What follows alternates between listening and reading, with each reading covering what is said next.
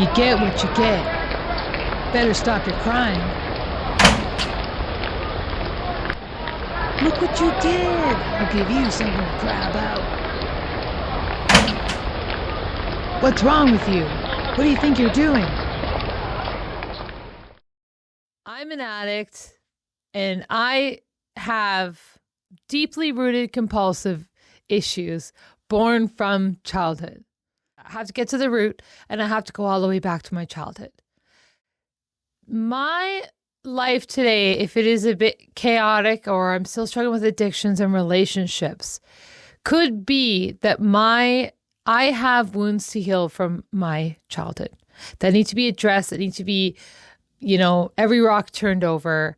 And until I do that work, I don't get the gifts of having healthy, intimate relationships in my life with my partner, my work, with, especially like close to home when it's family of origin and my partner.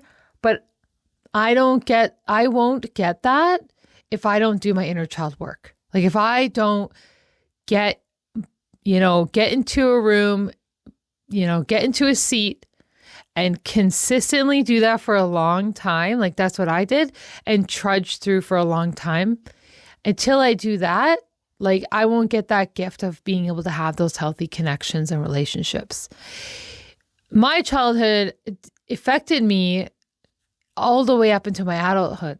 And I think that people think that this stereotype is thinking that like, because I'm not a child anymore, that my past isn't happening anymore. And I think what happens is people stuff it down or they cope with it in an unhealthy way. But it kind of still stays there. It still stays there kind of like bubbling, fermenting, or whatever that is, right? And what I've noticed for myself is that untangling those, say, big or small traumas from childhood, by untangling all those things that happen and understanding them and grieving them and healing from them, it really took the weight off. It really opened me up and increased my healing journey massively. Like I did the like get sober part and the, emotionally sober, and like really did the program in AA. And so I really worked that. But then when I really got to CODA, it was way deeper, way more to the root of the issues.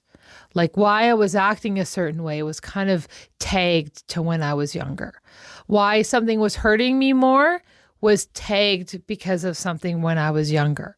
Like it was like all the symptoms of the thing that was happening, or I was getting really triggered by them, but it was all pointing back down to something from childhood that had to be resolved. And by resolving a lot of those things has massively increased all my relationships today from doing that kind of work. And I just couldn't have gotten to that kind of work in a therapy room.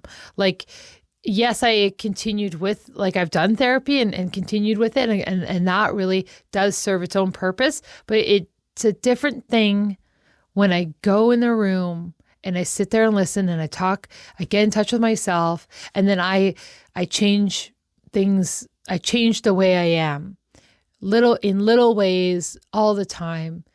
And what's really difficult, what is so hard about continuing in the struggle is that my mind is resisting the change because it's new and is creating a new brain map or way to get that problem fixed.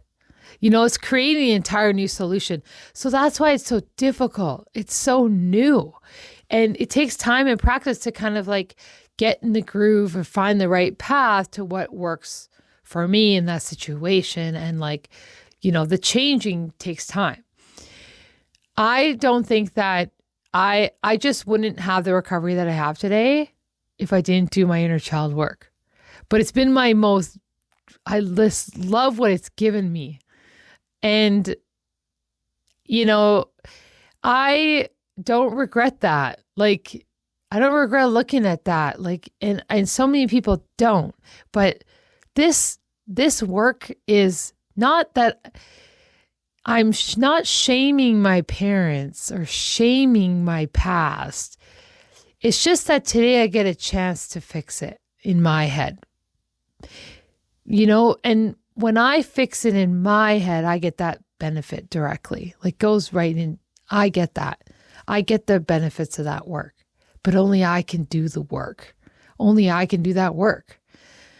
But not doing it, I just found for a long time, I was just maintaining a state that wasn't quite fulfilling. Just something just was missing, or I was like, I'm not there yet. I just had this inkling that I'm not there yet. And that's why I'm still having the problems. And, I did have the tools from the first program to work on things, but I still kept running into the same problems, which was like a pattern. I was started to see a pattern. And then, when I saw that, and then when I hit a different type of room, I was like, I could identify all my deeply rooted issues because of my character patterns, not just character defects, but character behaviors that were self-defeating towards my lifestyle. So I was causing my own pain, but I didn't understand what I was doing to cause my own pain. And then once I was able to see that, I was able to take a new behavior and implement that. So I exchanged one for one. I had I could identify the thing that I was doing, and then I would say, I'm going to do this now. And I would exchange one for one. And I stick to that one different behavior for that one specific negative behavior. And like, whether it was like a thought in my mind or just acknowledging how I feel right now and what that is, or maybe I find myself trying to convince someone, like identifying, I'm doing that. If I could actually identify that I'm doing that and then go, I will do this instead. So I always had that different behavior ready on my mind and available for me to use. The tool was there. So I had the identity of the tool to use. So when that certain thing came up, I knew what to use in practice to put in place, like an intervention. And so then instead of convincing, I say my limit, I go, I'm at my limit, right? So I feel myself urging to say more and getting this person to see my side.